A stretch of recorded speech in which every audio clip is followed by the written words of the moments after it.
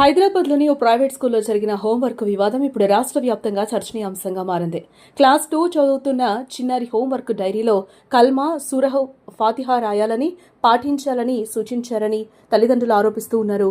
ఈ విషయం బయటకు రావడంతో స్కూల్ ప్రాంగణంలో ఒక్కసారిగా ఉద్రిక్త పరిస్థితులు నెలకొన్నాయి. హైదరాబాద్లోని సైదాబాద్ ప్రాంతంలోని ఓ ప్రైవేట్ స్కూల్ ఇప్పుడు వార్తల్లో నిలిచింది. 2వ తరగతి చదువుతున్న విద్యార్థి హోంవర్క్ డైరీలో కల్మా, సూరహ్ ఫాతిహా రాయాలని, వాటిని కంఠస్థం చేసి చెప్పాలని సూచించినట్లు తల్లిదండ్రులు చెబుతూ ఉన్నారు.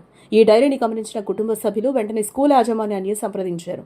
చిన్నారులకు ఇలాంటి మతపరమైన విషయాలను హోంవర్క్గా ఇవ్వడం ఎందుకని ప్రశ్నించినట్టు తెలుస్తోంది. అయితే ఈ అంశంపై స్కూల్లోనే తల్లిదండ్రులు యాజమాన్యం మధ్య వాగ్వాదం చోటు చేసుకుంది. అక్కడ జరిగిన వాదోపవాదాలకు సంబంధించిన వీడియోలు సోషల్ మీడియాలో వైరల్ అవుతూ ఉన్నాయి. దీంతో ఈ ఘటన ఒక్కసారిగా రాష్ట్ర వ్యాప్తంగా చర్చకు దారితీసింది.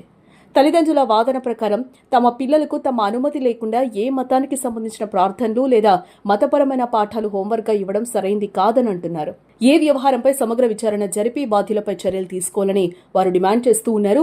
మరోవైపు ఈ ఘటనపై స్కూల్ యాజమాన్యం నుంచి ఇప్పటివరకు అధికారిక ప్రకటన వెలువడలేదు.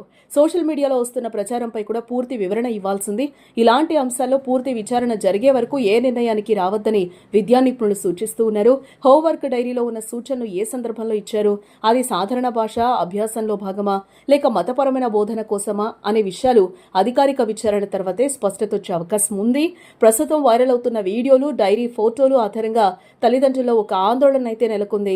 సంబంధిత విద్యాశాఖ అధికారులు ఈ ఘటనపై నివేదిక కోరే అవకాశం ఉందని కూడా సమాచారం. మొత్తానికి ఒక చిన్నారి హోంవర్క్ డైరీతో మొదలైన ఈ వివాదం ఇప్పుడు సోషల్ మీడియాలో పెద్ద చర్చగానే మారిపోయింది. స్కూల్ యాజమాన్యం అధికారికంగా ఏం వివరణ ఇస్తుంది, విద్యాశాఖ ఎలాంటి చర్యలు తీసుకుంటుంది అనేది ఇప్పుడు చర్చనీయాంశంగా మారింది. నెఫ్యూ అంటే మా అక్క వాళ్ళ బాబు స్కూల్ నుంచి నేను పికప్ చేసుకోవడానికి వెళ్ళినుండే అనమాట. స్కూల్కి వచ్చిండో, ఇంట్లో కూర్చుండో, డైరీ చూపించిండు హోంవర్క్ చేయాలని చెప్పేసి. డైరీ చూపిస్తే ఇక్కడ ఏదో రాస్తుందని చూపిస్తే చూస్తే రీడ్ 1,2 కల్మా, ఇంకా రీడ్ ఫతే అని చెప్పేసి కొన్ని ఉన్నాయన్నమాట డైరీలో. నాకు అర్థమైతలే అసలు ఒక అబ్బాయికి 6 years బాబు, 2nd class బాబుకి ఈ ప్రాక్టీసెస్ అన్ని ఎందుకు చేపిస్తున్నారు మీరు? స్కూల్ అంటే క్వాలిటీ ఆఫ్ ఎడ్యుకేషన్ ఇవ్వాలి. రిలీజియస్ ఆస్పెక్ట్స్లో అసలు స్కూల్కి ఏ టైప్ ఆఫ్ ఇది కనెక్షన్ లేదు. If you are giving education just give that. మీరు ఇండైరెక్ట్గా ఇట్లా ప్రాక్టీసెస్ చేసి మేము కావాలని రాయలేదు, మేము బై మిస్టేక్ రాసినామంటే ఎంతవరకు తీసుకుంటాం? ఆల్రెడీ ఫస్ట్ ఒకసారి రాసిర్రు, రీడ్ 1,2 కల్మా అని రాసిర్రు, అది స్ట్రైక్ ఆఫ్ చేసిర్రు. ఓకే పర్లేదు, నేను చూడలేదు, నేను అది వదిలేసిన. ఇప్పుడు ఈ రోజు కూడా రాసిర్రు, ఈ రోజు కూడా రాసి ఫతే చదివియండి, అదేదో సబ్జెక్ట్, ఆ పేరు నాకు కూడా తెలియదు, ఆ సబ్జెక్ట్ పేరు వేసి రాసి ఫతే చదవండి అని చెప్పి రాస్తున్నారు.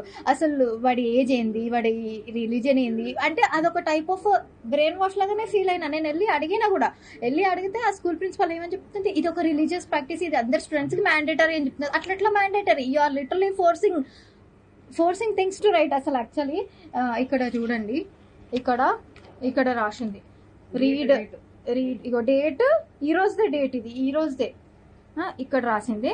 మళ్ళా నేను మొత్తం డైరీ మొత్తం చెక్ చేస్తే మళ్ళీ నాకు ఇది ఒకటి కనిపించింది. ఇది ఆల్రెడీ స్ట్రైక్ ఆఫ్ అయిపోయింది. What you are telling right now, it is mandatory and it is, wait, let me talk, and it is mandatory on every children's book. Then you should also write that Bhagavad Gita is mandatory. Wait, excuse me, पहले भी लिखा था, strike off क्या है previous paper में. I am not going to leave this. నేను మొత్తం ఇదే కిస్సా. It is not mandatory.